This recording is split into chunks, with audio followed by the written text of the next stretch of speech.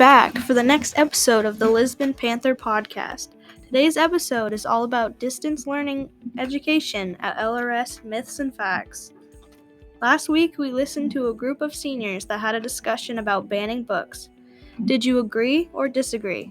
Don't be afraid to share your thoughts in the comments. Do you have any ideas for a future podcast? Maybe something that involves the community or families? Let us know.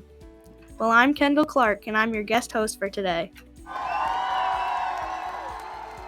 Before we get started with today's show, it's time for the Panther Roundup.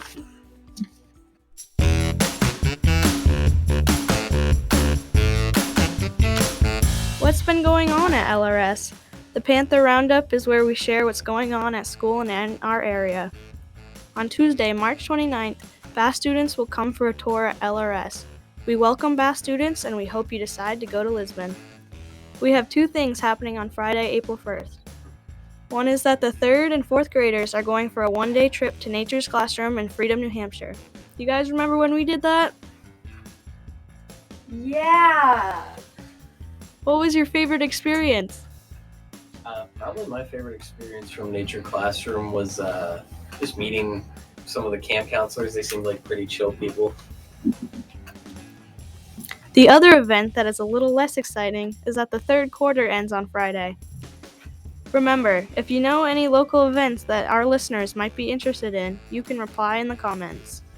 And now, back to today's episode, all about distance learning education at LRS. I'll let today's guests introduce themselves and tell us what grade they're in. I'm Mason Langmaid. I'm a senior. Yeah. I'm Sarah Brown and I'm a senior as well. I'm Dan Cole and I'm a senior also. I'm Noah Carmen, and I'm a freshman. I'm Mrs. Bruce, and I facilitate the distance learning program. I think we should start off with some questions. Let's start off with, what is distance learning education? I think I can explain a little bit of that. Mrs. Bruce here. Distance learning education is defined as education where the teacher and student are not physically together, but communicate in a normally asynchronous or not at the same time learning environment. Distance education uses different types of learning management or course management systems to deliver and receive course materials and multimedia. For example, some students use learning management systems that include Canvas, Brightspace, Desire to Learn, and many others. Even our high school teachers here at LRS have become experts in the use of Google Classroom, which is a type of online course or learning management system. In distance education, course materials are delivered and returned through the use of such learning management systems. Is distance learning education a new concept or idea? No, actually, one of the first documented uses of distance learning education was in the mid-1800s. A British schoolteacher and publisher, Sir Isaac Pitman, received universal recognition for his work and establishment of a shorthand writing system. Sir Isaac Pitman started corresponding with his students at a distance, sending them lectures and coursework through the mail system, which his students would then return the work when completed. This started the whole concept of the correspondence schools. How interesting. Why does LRS even have a distance learning program? That is a great question, Kendall. Once again, back in 2008, our school administration thought it was time to engage our students in more learning opportunities because of a lack of electives and learning opportunities at the high school level. Actually, it was very forward-thinking, 21st century skills teaching and learning at its best. We are a small high school, and the school budget just had not and still does not allow for more teaching positions. For example, just recently our French teacher retired and her position was never filled, so we no longer offer French 1. We need more learning opportunities for our students, so online options have helped to fill that learning gap and need. Our school absolutely still needs more traditional high school teachers to offer important courses like French and computer science. But if we are not going to add more teaching positions due to budgetary constraints, then a distance learning education program is very important to have because it still gives our high school students a lot of academic choices that we just couldn't afford otherwise, or we are not able to offer traditionally. Despite some concerns and misinformation, the distance learning program has never replaced, nor would it, any teaching positions.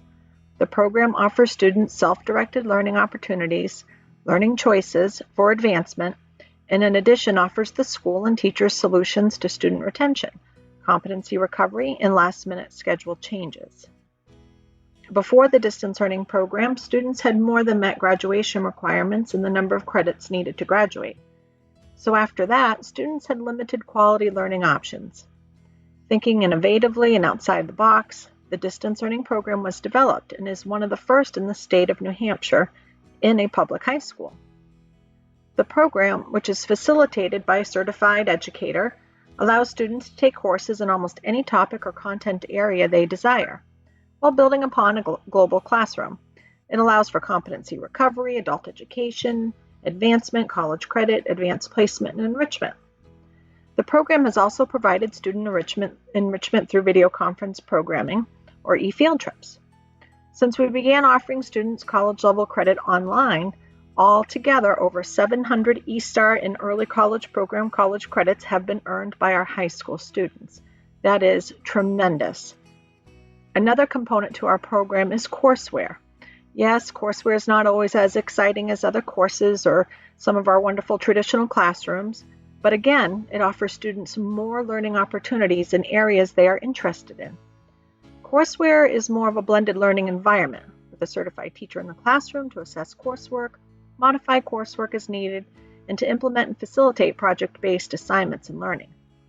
Courseware student experiences have included Odysseyware and then our newest courseware, Edgenuity.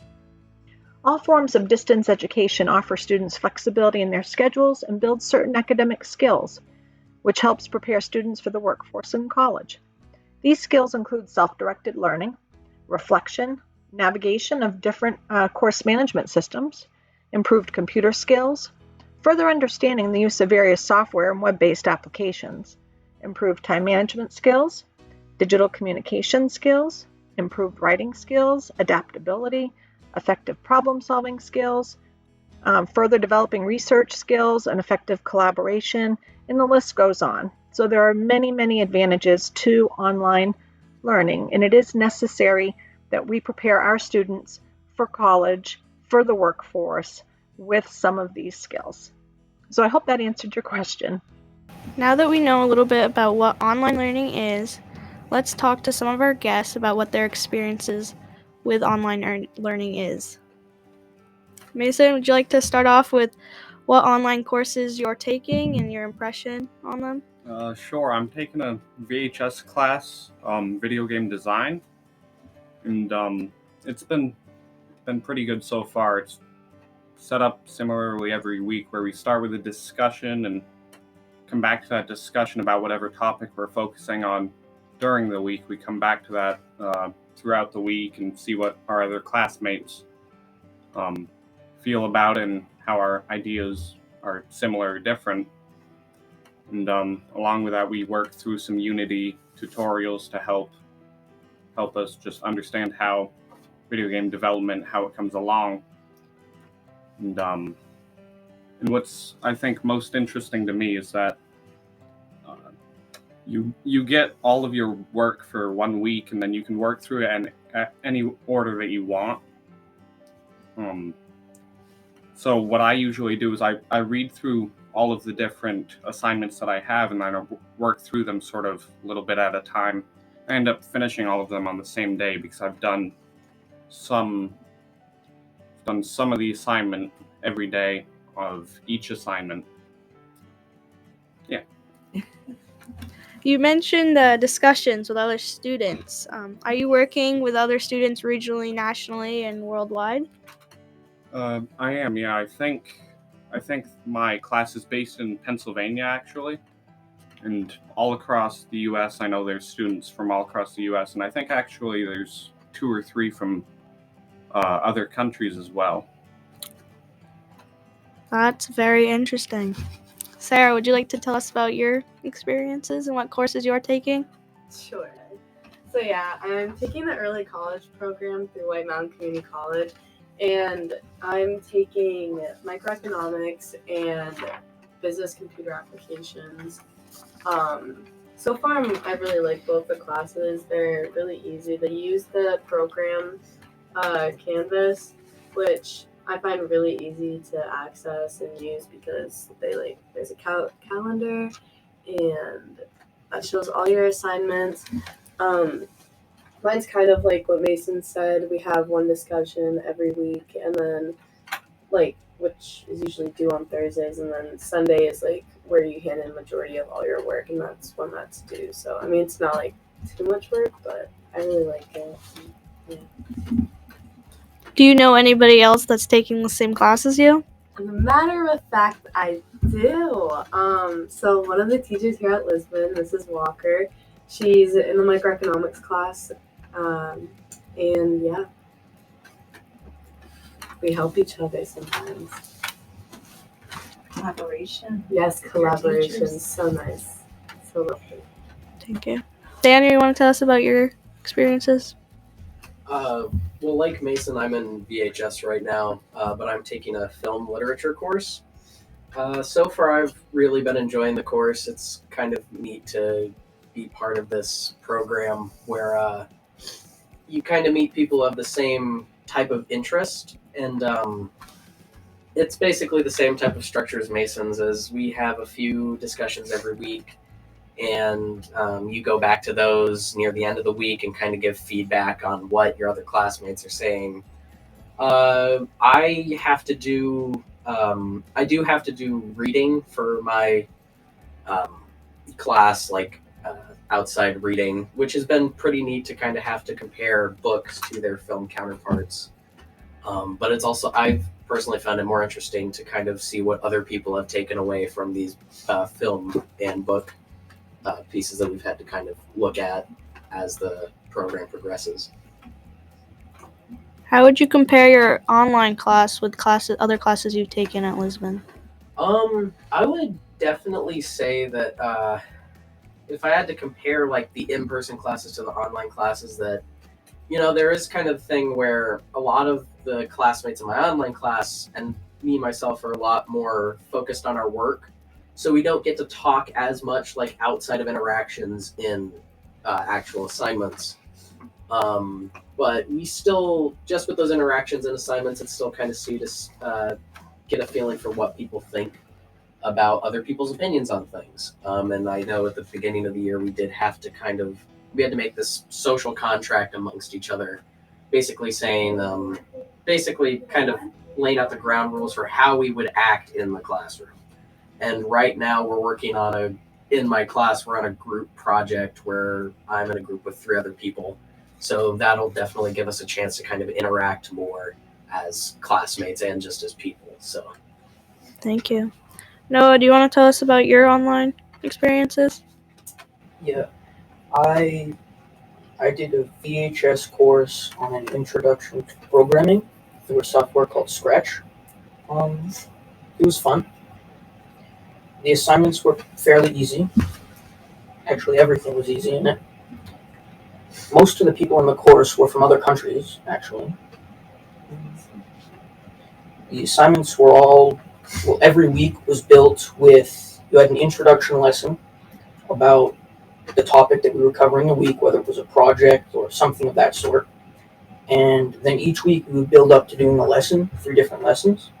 It was a pretty weird way to do it, but I liked it. Sounds similar to some of the classes I've taken.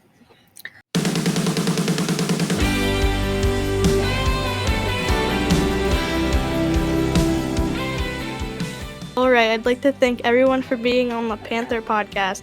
Next week's episode will be all about a visit with our school retirees. But with that, my name's Kendall Clark. I'm glad you could join us, and thanks for listening to today's episode.